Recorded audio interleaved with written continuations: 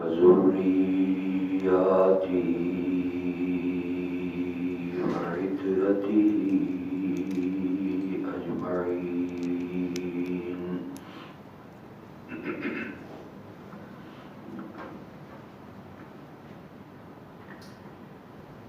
أما بعد فأعوذ بالله من الشيطان الرجيم.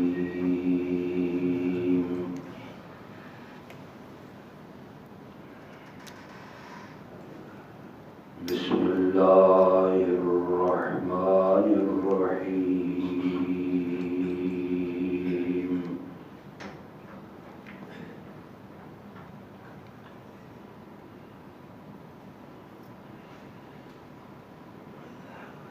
وعد الله الذين آمنوا منكم وعملوا الصالحات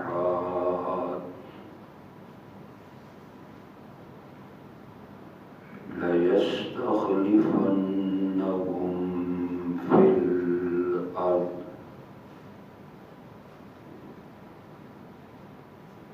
كما استخلف الذين من قبلهم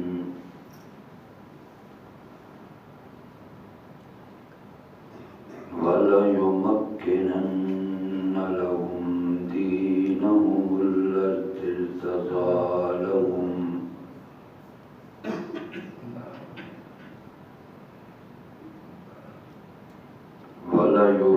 وليبدلنهم من بعد خوفهم أمنا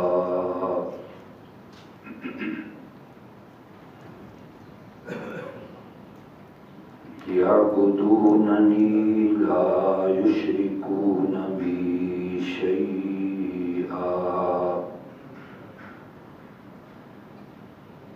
ومن كفر بعد ذلك فأولئك هم الفاسقون.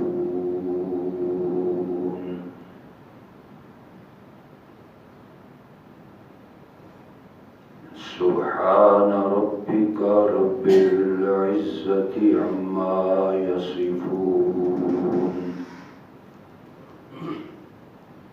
وسلام على المرسلين والحمد لله رب العالمين.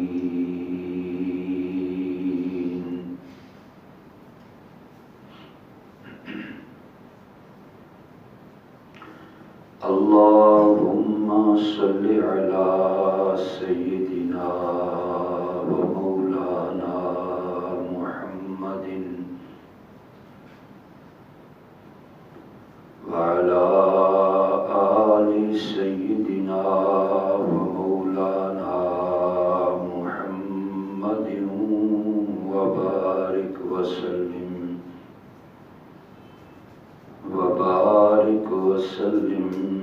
ثم صل عليه.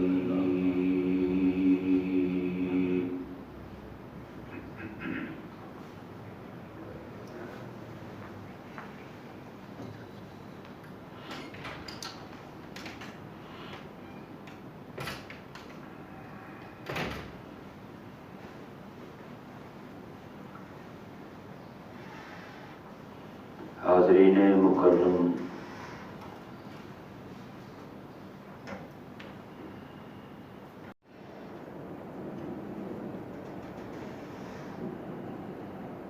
پچھلے بیان میں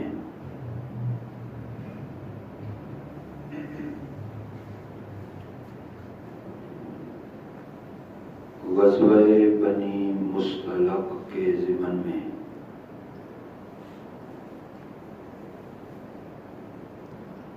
پیش آنے والے اس واقعے افک کو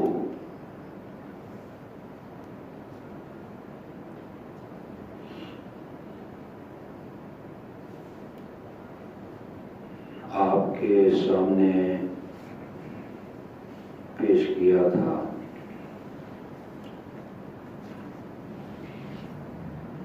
اور اس میں یہ بات سمجھانے کی کوشش کی تھی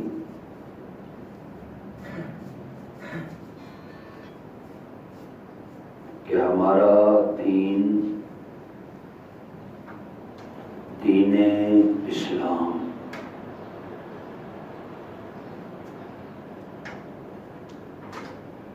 ایک جامع عالمگیر اور آفاقی دین ہے۔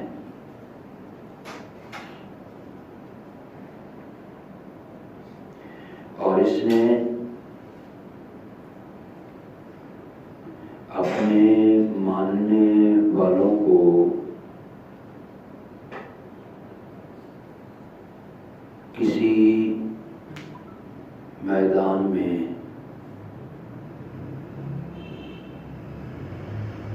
تنہا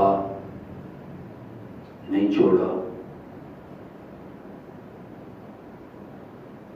ہر قدم پر،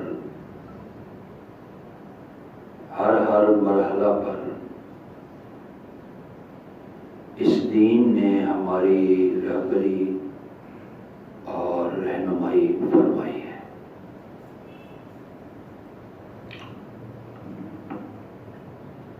منافقین اور اہل کفر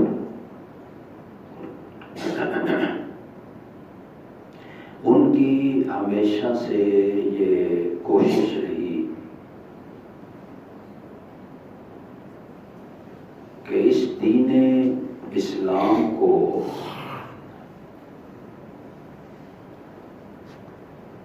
اور اس کی پیش قدمی کو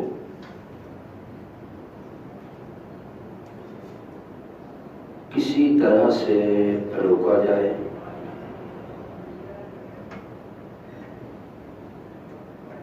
تاکہ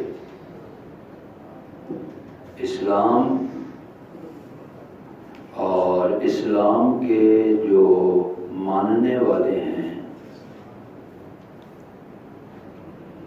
ان کو ناکامی کا سامنا کرنا پڑے۔ لیکن اللہ تبارک و تعالی نے ہمیشہ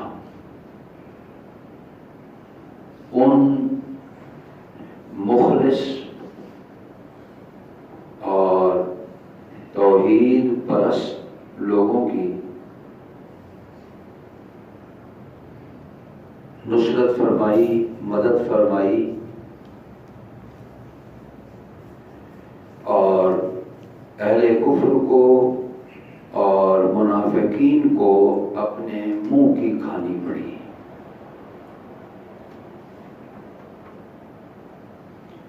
بعض دفعہ مسلمانوں پہ ایسے حالات آئے جنہیں ہم آزمائشی اور ابتلا کے ادوار اور زمانے کہتے ہیں۔ امتحان میں ڈالا، فتنوں میں ڈالا، آزمائشوں میں ڈالا، لیکن جن کی نظر اپنے اللہ پہ ہوتی ہے وہ کبھی ناکام و نامراد نہیں ہوتے، بلکہ وہ ان امتحانات میں اور آزمائشوں کے دریا سے بھی پار اتر جاتے ہیں۔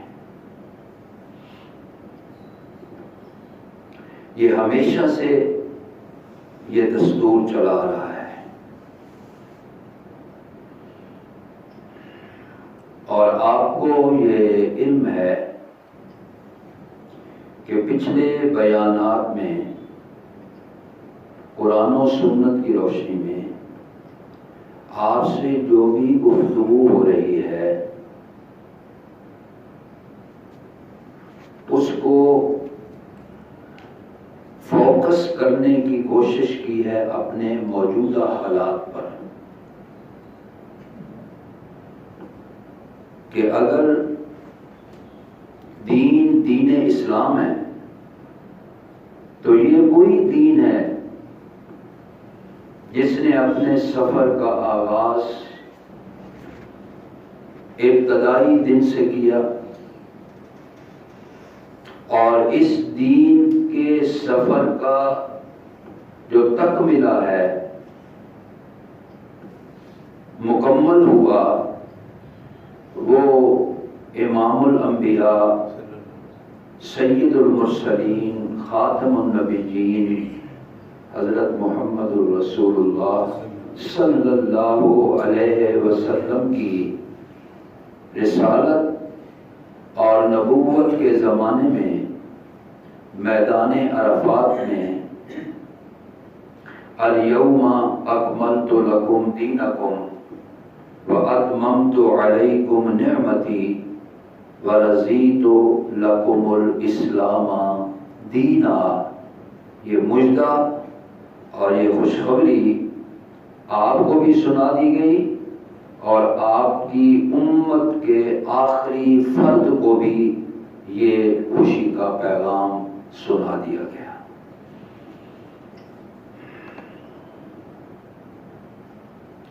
اہل کفر یہ سمجھتے تھے کہ جب آپ اس دنیا سے چلے جائیں گے، تشریف لے جائیں گے، تو پھر ہمیں یہ موقع ملے گا، سازشیں کریں گے، فتنے اور فساد پھیلائیں گے۔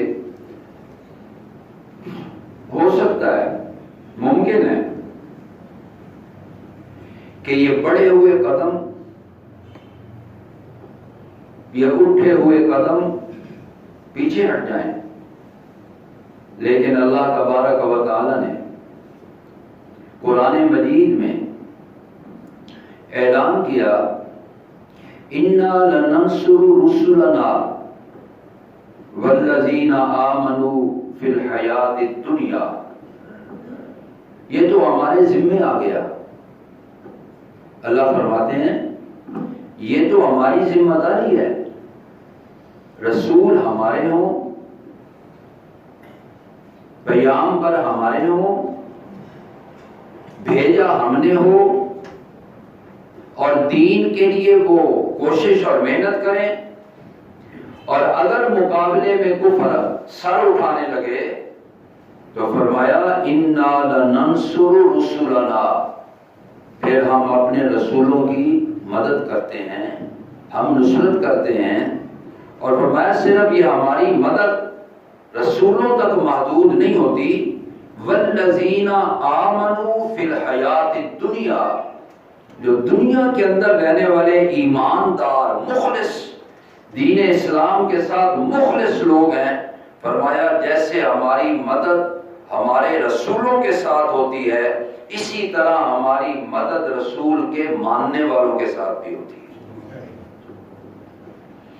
اب شاید آپ میری بات سمجھے ہو کہ جب رسول اللہ صلی اللہ علیہ وسلم کی وفات ہوئی، آپ دنیا سے آخرت کی منزل کو تشریف لے گئے، تو منافقین اور کفر شاید اس خیال میں یا اس ظام میں تھا کہ اب ان کی قوت منتشر ہو جائے گی، یہ آپس میں لڑیں گے، انتشار کا شکار ہوں گے، مسلمانوں میں فرقے بن جائیں گے، جماعتیں بن جائیں گی، یہ خلفشار کا شکار ہو جائیں گے، آپس میں ایک دوسرے کو مارنے لگ جائیں گے، تلواریں نکلیں گی۔ لیکن یہ ان کا خواب شرمندہ تعبیر نہ ہو سکا، اس لیے کہ اللہ تبارک و تعالی نے جیسے وہ وعدہ کیا، اس طرح ایک اور وعدہ بھی کیا اللہ پاک نے، وعد اللہ الذین آمنوا منکم وعملوا الصالحات لیستخلفنہم فی الارض، اللہ کا وعدہ ہے کیا وعدہ ہے؟ اللہ نے وعدہ کیا کس سے؟ آمنو منکم، تم میں سے جو صاحب ایمان لوگ ہیں، صاحب یقین لوگ ہیں، جو اس دین پر استقامت رکھنے والے لوگ ہیں، ان الذین قالوا ربنا اللہ ثم استقاموا، اللہ کو رب تسلیم کرنے کے بعد پھر استقامت اور عزیمت کا مظاہرہ رکھنے والے لوگ ہیں، اللہ فرماتا ہے ان سے میرا وعدہ ہے۔ کیا وعدہ کیا اللہ نے ان سے؟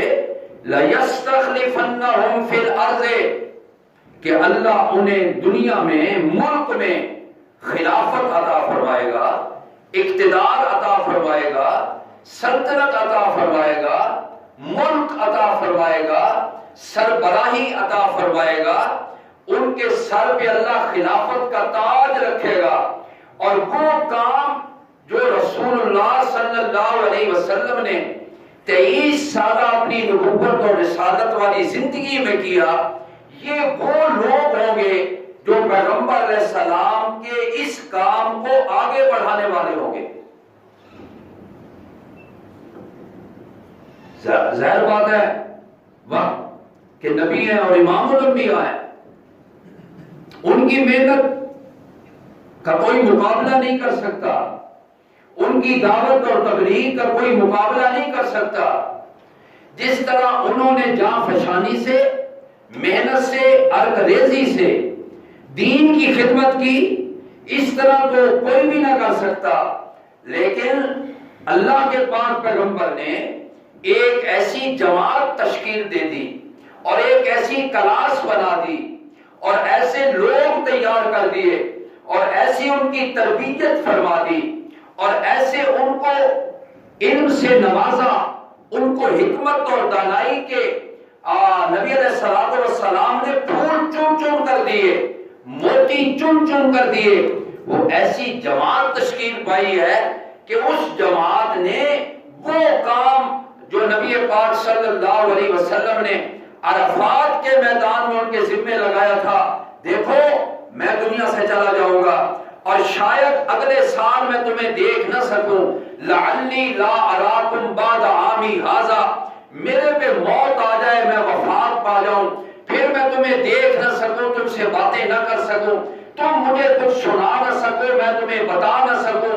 لوگوں، جو دین، جس دین کی محنت کے لیے اللہ پاک نے ہمیں نکالا تھا، کنتم خیر امۃ اخرجت للناس تأمرون بالمعروف وتنہون عن المنکر، میں دنیا سے چلا جاؤں گا، اب یہ فریضہ تمہارے ذمے ہے کہ یہ فریضہ تم نے دنیا کے کونے کونے تک پہنچانا ہے۔ صحابہ نے یہ ذمہ داری اپنے کاندھے پر اٹھائی، تاکہ تھوڑی سی ترتیب سے بات ہو جائے نا۔ پھر صحابہ نے یہ ذمہ داری اٹھائی آپ کے دنیا سے جانے کے بعد، جب آپ نے وفات پائی، صحابہ میں بڑی ہیجانی کیفیت تھی، اضطرابی کیفیت تھی۔ یہ بات تو آگے انشاءاللہ آئے گی ربیع الاول میں۔ تو اس وقت صحابہ بڑے پریشان ہیں، آپ صلی اللہ علیہ وسلم سے دنیا سے چلے گئے، اب کیا بنے گا؟ اب صحابہ کرام کا کٹ ہوا، اجتماع ہوا، اور سارے صحابہ اکٹھے ہو کر انہوں نے ایک فیصلہ کیا، اور فیصلہ کس بات پر ہوا؟ فیصلہ اس بات پر ہوا کہ اب یہ دین کی گاڑی چلانے کی ذمہ داری اور اس دین اسلام کے لیے جو فرائض انجام دینے کے لیے جس شخصیت کا ہم نے انتخاب کرنا ہے، وہ شخصیت ایسی ہونی چاہیے کہ جو جناب رسول اللہ صلی اللہ علیہ وسلم کے فیض سے پوری طرح سے پیروار ہونے والا، پوری طرح سے ان سے علم حاصل کرنے والا، پوری طرح سے ان سے قرآن کا فہم حاصل کرنے والا، پوری طرح سے حکمت و دانائی لینے والا وہ ذات اور وہ شخصیت اب وہ آنی چاہیے آپ کے بعد۔ آپ کا اسے جانشین بننا چاہیے، آپ کا اسے خلیفہ بننا چاہیے، آپ کا اسے نائب بننا چاہیے، تاکہ مسلمانوں میں خلفشار پیدا نہ ہو، تاکہ مسلمان آپس میں لڑے بھڑے نہ، اور وہ ذمہ داری اور وہ خلافت کا بوجھ جس کو دیا گیا وہ صحابہ کرام کا سرخیل صدیق اکبر رضی اللہ تعالی عنہ تھے۔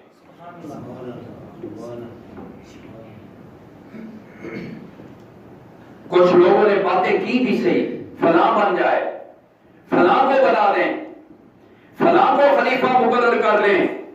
خلیفۃ الرسول بننا تھا، خلیفۃ الرسول بننا تھا، نبی علیہ السلام کے بعد خلافت کا بوجھ اس کے اوپر آنا تھا۔ اور پھر کہنے والوں نے کہا اور کون خلیفۃ الرسول بنے گا، اور کسی کو ہم کیسے نائب بنا سکتے ہیں، کس کو یہ ذمہ داری خلافت کی دے سکتے ہیں، اور کس کو مومنوں کا امیر بنا سکتے ہیں۔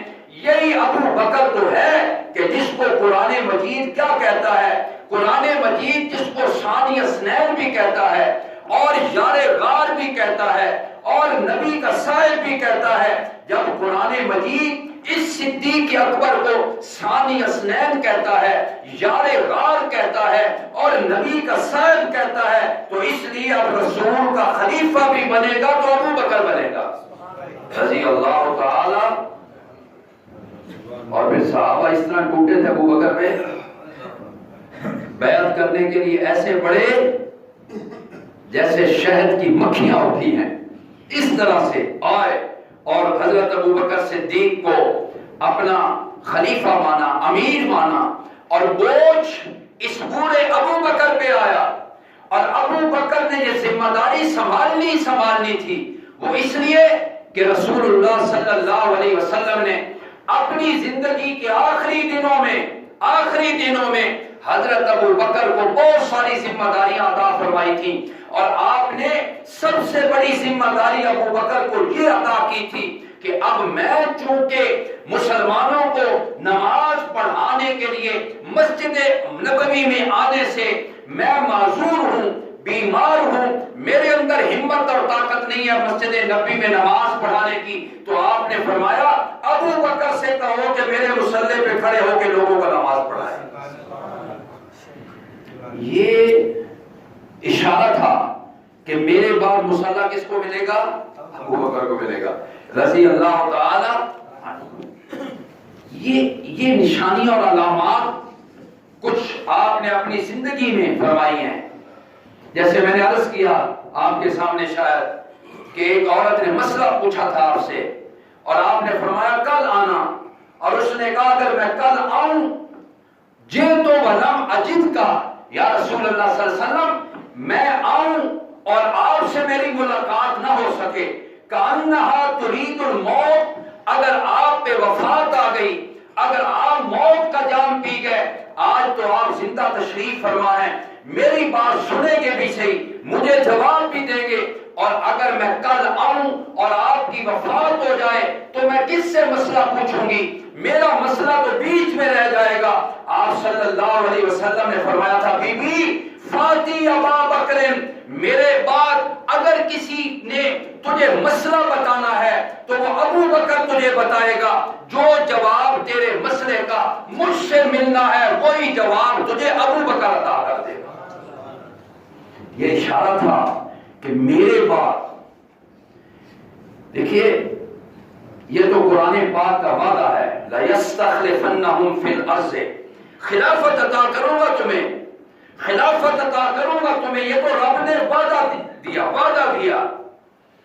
تو یہ وہ کچھ علامات، نبی علیہ السلام نے ایک دفعہ کہا کہ ابو بکر کو نماز پڑھائے، کسی نے کہا عمر سے کہہ دو، آپ نے فرمایا میں ابو بکر کا نام لیتا ہوں، تم عمر کا نام کیوں لیتے ہو، میں تو کہتا ہوں ابو بکر مصلی پر کھڑا ہو جائے۔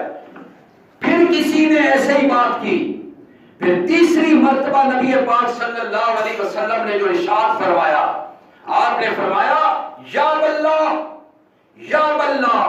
والمومنون، اللہ بھی انکار کرتا ہے اور مومن بھی انکار کرتے ہیں کہ میرے مصلی پر سوائے ابو بکر کے کوئی اور کھڑا ہو جائے۔ یہ نبی علیہ السلام فرما رہے ہیں، اور باقاعدہ یہ حدیث کے اندر چیزیں موجود ہیں۔ اب آپ دیکھیں، یہ سورہ نور کے ضمن میں آپ سے بات کر رہا ہوں میں، بہت سارے مضامین ہیں جو میں نے آپ کے سامنے پیش کرنے ہیں. یہ 3 مرتبہ تو نبی علیہ السلام نے اپنی زبان سے ارشاد فرمایا. 3 مرتبہ آپ حجرہ عائشہ میں اور ابو بکر مصلی پر کھڑے ہو کے نماز کر رہے ہیں, پڑھا رہے ہیں, تو آپ کی طبیعت سنبھل گئی. آپ نے وضو کیا, وضو کر کے آپ نے فرمایا مجھے سہارا دے کے نا مسجد میں لے چلو. آپ سہارا لے کے مسجد نبی میں تشریف لا رہے ہیں.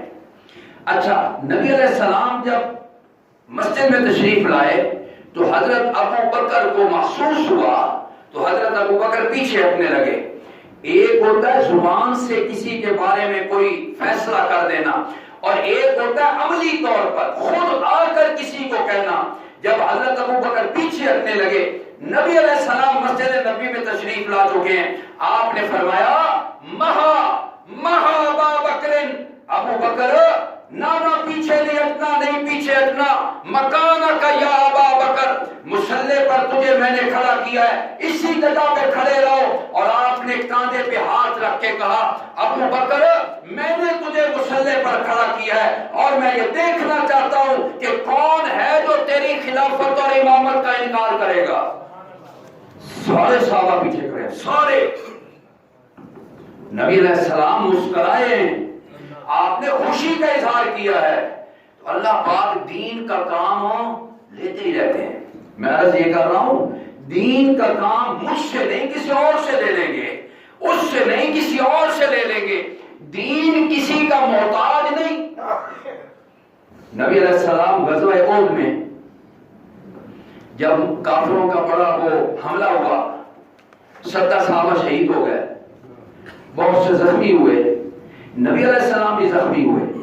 آپ کی پیشانی سے خون بہ رہا ہے اور آپ کے وہ جو لوہے کا ٹوپ آپ نے پہنا ہوا تھا اس کی کڑیاں آپ کے جبڑے کے اندر گھس گئیں اور آپ ایک گڑھے کے اندر گر گئے اور آپ کے جسم سے خون بہ رہا تھا. اور شیطان نے یہ افواہ اڑا دی تھی قتل محمد صلی اللہ علیہ وسلم کہ نبی علیہ السلام شہید ہو گئے. جب یہ آواز لگی نا تو صحابہ کرام کے ہاتھوں سے تلواریں چھوٹ گئی, تلواروں کے دستے سے ہاتھ نکل گئے. کیا جی, نبی علیہ السلام فوت ہو گئے, شہید ہو گئے, اور اب کیا کرنا ہے لڑ کے, اب کیا کرنا ہے سامنے جا کر, اب تو کوئی ضرورت ہی نہیں رہی ہے. اس موقع پر اللہ نے قرآن مجید کو نازل کیا.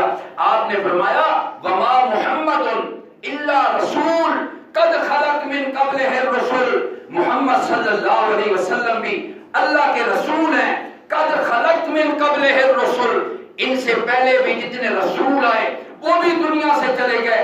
آفائی ماتا, اگر یہ پیغمبر بھی فوت ہو جائے اور قتلا, یا یہ پیغمبر بھی شہید ہو جائے, اور تم دین کا ساتھ چھوڑ دو گے.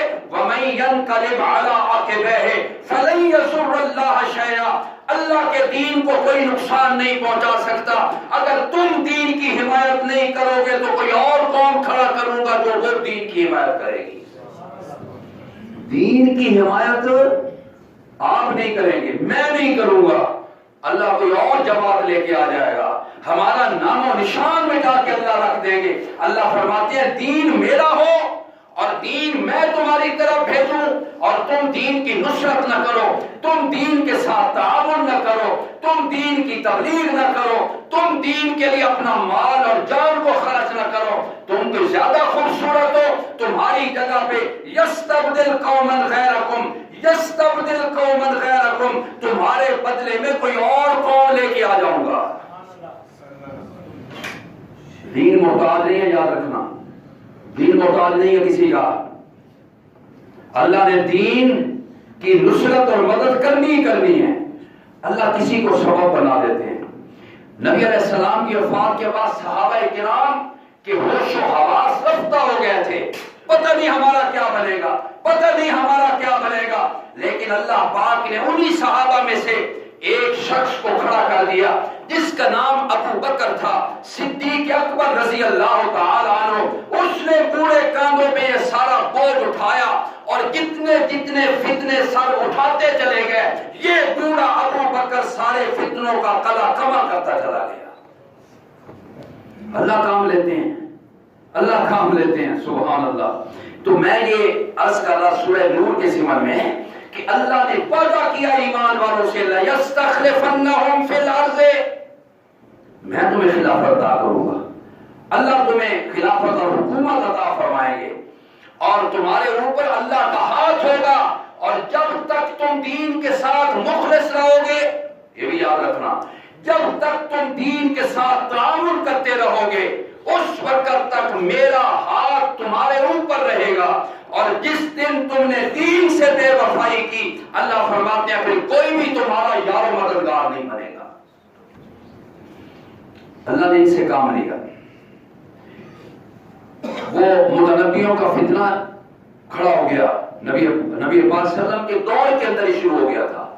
ایک مسیلمہ کذاب، اس نے کہا تھا میں بھی نبی ہوں۔ نبی علیہ السلام کے زمانے میں اس نے دعوی نبوت کیا، اور نبی پاک صلی اللہ علیہ وسلم کی طرف اس نے خط لکھا، اور خط لکھ کے کہنے لگا میں مسیلمہ رسول اللہ، یہ مسیلمہ کی طرف سے خط لکھا جا رہا ہے جو اللہ کا رسول ہے، الی محمد رسول اللہ، یہ محمد کی طرف لکھا جا رہا ہے جو اللہ کا رسول ہے۔ خود کو بھی اللہ کا رسول لکھا اور نبی علیہ السلام کو بھی اللہ کا رسول لکھا، اور جب نبی علیہ السلام نے اس کا جواب لکھوایا، آپ نے فرمایا اس کا جواب لکھو من محمد رسول اللہ الی مسیلمہ الکذاب، الی مسیلمہ الکذاب، یہ محمد کی طرف سے خط لکھا جا رہا ہے جو اللہ کا رسول ہے، اور لکھا مسیلمہ کی طرف جا رہا ہے جو جھوٹوں کا جھوٹا ہے۔ نبی علیہ السلام نے خط لکھوا دیا۔ یہ مسیلمہ، اس کے ساتھ بہت بڑی فوج تھی، بہت بڑی فوج تھی، اور حضرت ابوبکر صدیق رضی اللہ تعالی عنہ نے خروج کیا، اسی مسیلمہ کی طرف خروج کیا، اور حضرت ابوبکر لشکر لے کے نکلے، اور اس مسیلمہ کذاب کو کیفر کردار تک پہنچایا، جہنم رسید کیا اس مسیلمہ کذاب کو، اور اس کے حواریوں اور اس کے ماننے والوں کو وہ عبرتناک شکست دی ہے جس کا سیلا سجتا ہے تو ابوبکر کے سر پہ سجتا ہے۔ کوئی ایک فتنہ تھا، لیکن چونکہ ابو بکر جو تھے نا رضی اللہ تعالی عنہ، انہوں نے سب سے زیادہ قرآن اور سنت کا فہم اور سمجھ اپنے پیارے پیغمبر سے حاصل کی تھی۔ یاد رکھنا، سب سے زیادہ فہمیدہ اور سب سے زیادہ سنجیدہ اور سب سے زیادہ تعلیم یافتہ اور سب سے زیادہ سنت رسول کو پہچاننے والا اگر کوئی صحابہ میں سے تھا تو ابو بکر تھا رضی اللہ تعالی۔ جب قرآن نازل ہوتا تھا نا، قرآن نازل ہوتا تھا تو حضرت ابو بکر کہتے تھے یہ آیت جو نازل ہو رہی ہے نا، اس کے اندر فلاں چیز کی خبر آ رہی ہے۔ جب آپ کبھی کوئی ارشاد فرماتے تو حضرت ابو بکر رونے لگ جاتے۔ ایک مرتبہ نبی پاک صلی اللہ علیہ وسلم خطبہ دے رہے اپنی وفات سے پہلے کچھ دن پہلے نبی علیہ السلام نے خطبہ دیا اور کہنے لگے ان اللہ خیر عبدا بین الدنیا والآخرہ، اللہ نے اختیار دیا ایک بندے کو۔ کس چیز کا اختیار دیا ہے؟ دنیا میں رہنا چاہتا ہے تو دنیا میں رہ لے، آخرت میں آنا چاہتا ہے تو آخرت کی زندگی کو لے لے۔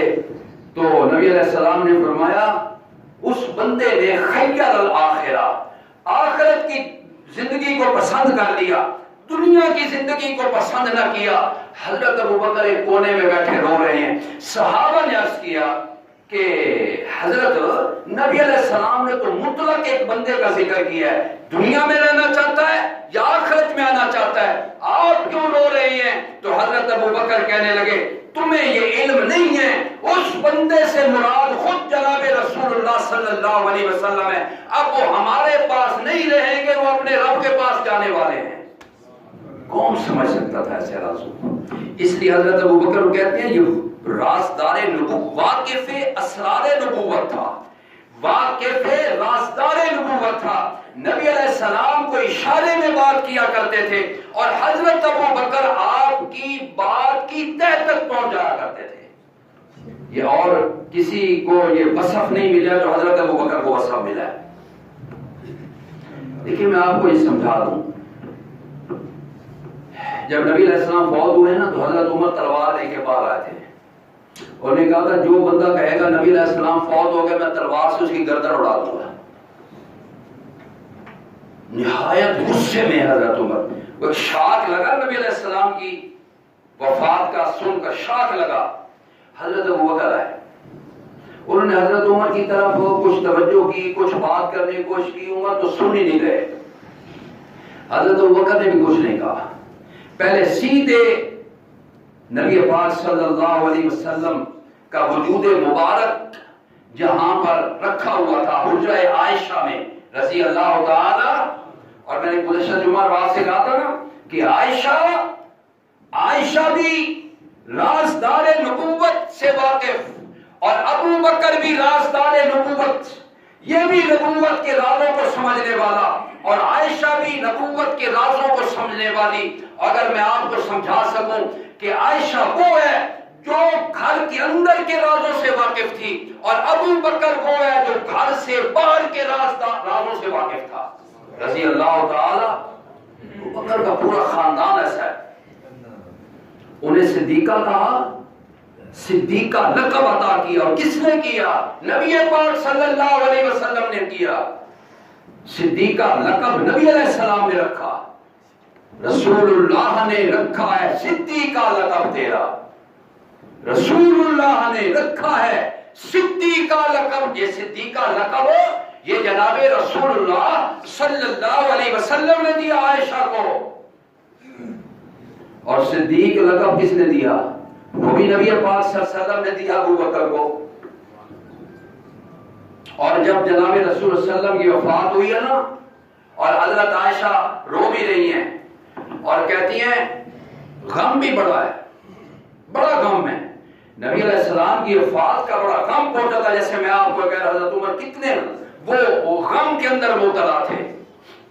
اور حضرت فاطمہ جناب رسول صلی اللہ علیہ وسلم کی بیٹی, وہ کہتی تھی صبت علیہ مصائب لو انہا صبت علی الایام سرنا لیالیا.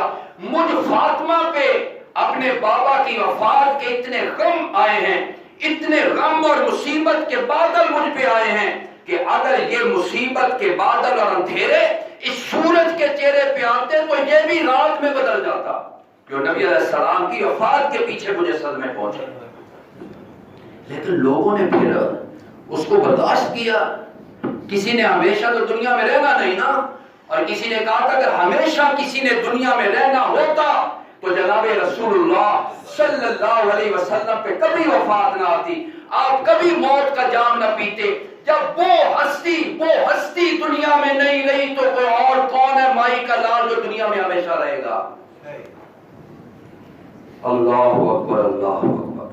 حضرت ابوبکر کی بات کر رہا ہوں. وہ اندر گئے, نبی علیہ السلام کا چہرے مبارک سے سفید چادر آپ کے وجود مبارک پر ہے, چہرہ کی طرف سے اٹھائی اور آپ کا چہرہ دیکھا. وہ آفتاب نبوت اور وہ مہتاب نبوت, سبحان اللہ, جس کو قرآن میں کہا انا ارسلناک شاہدا ومبشرا ونذیرا وداعیا الی اللہ باذنہ وسراجا منیرا. ہم نے آپ کو روشن چراغ بنا کر بھیج دیا ہے. جب چراغ روشن ہو گیا آپ کا, پھر اور کسی کا دیا آپ کے مقابلے میں نہیں آ سکتا ہے. جو دین اور شریعت اللہ نے اپنے پیغمبر کو دی تھی, اب ان کے آنے کے بعد نہ موسیٰ علیہ السلام کی شریعت چل سکتی ہے, نہ عیسیٰ علیہ السلام کی شریعت چل سکتی ہے. اب اگر سکہ چلے گا تو آمنہ کے لال کا چلے گا صلی اللہ علیہ وسلم. چہرے سے ہٹایا کپڑا اور بے اختیار حضرت ابوبکر جھک گئے نبی علیہ السلام پر اور ماتھے مبارک کا بوسہ دیا. سبحان اللہ.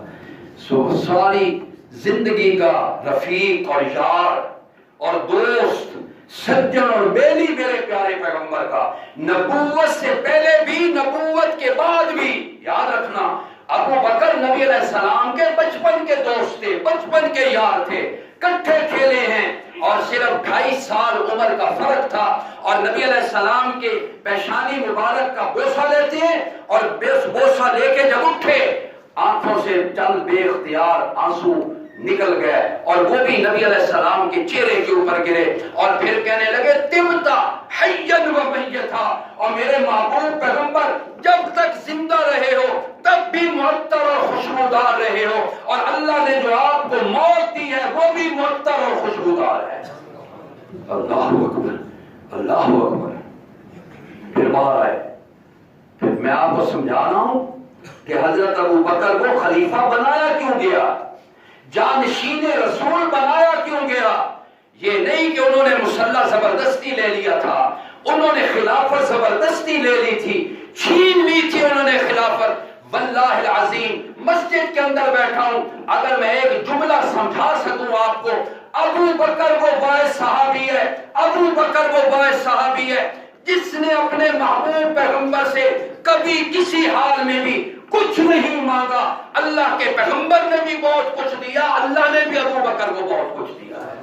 مانگا نہیں ابو بکر نے مجھے پیسہ دے دو، مجھے دولت دے دو، مجھے فلاں چیز دے دو، امامت ابو بکر نے کوئی نہیں مانگی تھی، نبی علیہ السلام سے خلافت ابو بکر نے کوئی نہیں مانگی تھی، کچھ نہیں مانگا۔ اور ابو بکر نے تو اپنی بیٹی عائشہ بھی دے دی تھی۔ کیوں دی تھی؟ اس لیے دی تھی کہ اگر میرا مال ہو وہ بھی نبی پہ قربان ہے، میری جان ہو وہ بھی نبی پہ قربان ہے، میری اولاد ہو تو وہ بھی نبی پہ قربان ہے۔ جی چھین کے لے گیا ابو بکر، ابھی کون چھین سکتا ہے؟ نبی علیہ السلام کے موجود ہوتے ہوئے 17 نمازیں حضرت ابو بکر نے نبی علیہ السلام کی زندگی میں پڑھائی ہیں، 17 نمازیں۔ مجھے بتاؤ جب وہ نمازیں پڑھاتے تھے تو صحابہ پیچھے پڑھتے تھے کہ کوئی نہ؟ اور نبی علیہ السلام پردہ ہٹا کے، حجرہ عائشہ کا پردہ ہٹا کے، اور جب یہ جم غفیر دیکھا کرتے تھے اور یہ سین اور منظر دیکھا کرتے تھے، خدا کی قسم حدیث کے اندر آتا ہے کہ پیغمبر علیہ السلام ابو بکر کو مصلی پر دیکھتے اور صحابہ کو صفوں میں اندر دیکھتے تو مسکرا اٹھا کرتے تھے، تبسم پھیل جایا کرتا تھا نبی علیہ السلام کہ کوئی ایک تو ہے تیار ہو گیا جو میرے بعد اس دین کی گاڑی کو آگے چلانے والا۔ یستخلفنہم فی الارض، اللہ نے خلافت عطا کر دی تھی۔ اللہ اکبر، اللہ اکبر۔ دیکھو نبی پاک صلی اللہ علیہ وسلم کا وجود مبارک، ہاں، معطر اور خوشبودار۔ اور اب بھی ہمارا عقیدہ کیا ہے اہل سنت و جماعت کا کہ 1400 سال سے اوپر عرصہ گزر گیا۔ نبی علیہ السلام کو صحابہ نے جب تدفین کی، آپ کی قبر مبارک میں حجرہ عائشہ کے اندر تدفین کی ہے، خدا کی قسم جس حال میں اس وقت نبی علیہ السلام کو رکھا گیا تھا، آج بھی پیغمبر علیہ السلام کا وجود مبارک اسی طرح موجود ہے۔ یہ ہے مقام اور مرتبہ، یہ ہے وہ عظمت۔ اور اگر اس سے آگے بڑھ کے ایک بات کہہ دوں، آپ کے ذہنوں کو صاف کرنے کے لیے بات کہہ دوں، صحابہ کرام نے جو آپ کو غسل دیا تھا اور آپ کے غسل دینے کے بعد جو پانی کے قطرے جو آپ کی زلفوں میں یا آپ کی داڑھی میں یا جسم کے کسی حصے پہ باقی بچ گئے تھے، میرا عقیدہ یہ ہے کہ وجود تو اپنے مقام پہ رہ گیا، وہ پانی کے قطرے بھی آج تک میرے پیغمبر کے وجود مبارک پہ موجود ہیں۔ مٹی کیا نقصان پہنچائے گی؟ وہ پیغمبر کا وجود ہے، معطر وجود ہے، مقدس وجود ہے، منزہ وجود ہے، عظمت والا وجود ہے۔ میرے پیغمبر کا وجود، اس کی اللہ نے اتنی فضیلت اور عظمت رکھی ہے کہ دجال پوری دنیا میں چکر لگائے گا، پوری دنیا میں فتنہ برپا کرے گا، لیکن دجال کے لیے 2 شہروں میں داخلہ ممنوع قرار دے دیا گیا۔ ایک مکہ میں داخل نہیں ہو سکے گا، اس کا بھی فرشتوں نے محاصرہ کیا ہوگا، اور ایک مدینہ میں داخل نہیں ہو سکے گا، اس کو بھی فرشتوں نے محاصرے میں رکھا ہوگا۔ کیوں؟ اس لیے کہ مکے میں اور میرے اللہ کا گھر بیت اللہ ہے اور مدینے میں میرے پیارے پیغمبر کا وجود مبارک ہے۔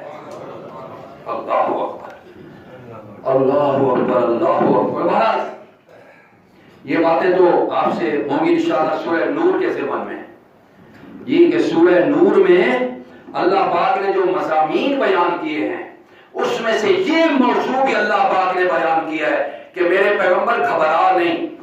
تیرے صحابہ تو اس سے آگے کہتے ہیں کہ کب ہمیں ان مشکلات سے نکلنا ہوگا، کب ہم ہتھیار اتار دیں گے، کب لڑائیوں سے جان چھوٹے گی، کب یہ ہم امن اور سکون عطا ہو جائے گا۔ اللہ پاک نے فرمایا میرے پیارے پیغمبر اپنے صحابہ کو کہہ دے آئے گا ایک دور، آئے گا ایک دور جب میں تمہیں خلافت سے نوازوں گا، تیرے صحابہ کو خلافت عطا کروں گا، اور پھر مسجد نبی کے صحن میں ڈھیروں ڈھیر لگے ہوئے ہوں گے۔ اس وقت زکوٰۃ دینے کے لیے لوگ تلاش کریں گے، اور کسی کو زکوٰۃ دے دے، زکوٰۃ لینے والا کوئی نہیں ملے گا۔ پھر بات وہی پہ آتی ہے، میں نے کہا نا بیان کرنے کا مقصد کیا ہے، اور اپنے حالات کو بھی دیکھ لیں۔ اگر ہم سب لوگ جو صاحب استطاعت لوگ ہیں جن پہ زکوٰۃ فرض ہے، سارے لوگ زکوٰۃ نکالنے لگ جائیں، کیا خیال ہے؟ غریب، مسکین، محتاج، بھوکے، فاقہ مست رہ جائیں گے؟ ایک ایک بندے کی اتنی زکوٰۃ نکلتی ہے کہ پوری کالونی کے غربا کا پیٹ بھرا جا سکتا ہے، لیکن ہم ادھر دین کی طرف آتے نہیں ہیں۔ ہمیں مشکل یہ ہے، باقی سارے کام حضرت ابوبکر صدیق نے کیا کہا تھا؟ آخری بات عرض کر دوں آپ سے، حضرت ابوبکر جب زکوٰۃ نہ دینے والوں کے خلاف لشکر کشی کر رہے تھے، حضرت عمر آڑے آ گئے، انہوں نے کہا حضرت کن کے ساتھ آپ لڑنے جا رہے ہیں؟ یہ کلمہ پڑھنے والے ہیں، یہ نمازیں پڑھنے والے ہیں، یہ نبی علیہ السلام کی رسالت کی شہادت دینے والے ہیں۔ آپ نے فرمایا من فرق بین الصلاۃ والزکوٰۃ، جو شخص بھی زکوٰۃ اور نماز کے درمیان فرق کرے گا کہ نماز تو فرض ہے لیکن زکوٰۃ فرض کوئی نہیں، آپ نے فرمایا کوئی میرے ساتھ ہو نہ ہو، اکیلا ابو بکر جا کے مانعین زکوٰۃ سے جہاد کرے گا۔ یہ جو ریاست مدینہ تھی نا، اس میں یہ زکوٰۃ کا نظام تھا، اور آج یہاں آپ کو پتہ ہے جو ہمارے یہاں پہ بنتی ہیں کمیٹیاں زکوٰۃ کی، اس کے اندر جو لوگ شامل ہوتے ہیں ذرا ان کو دیکھیے وہ کیسے ہوتے ہیں۔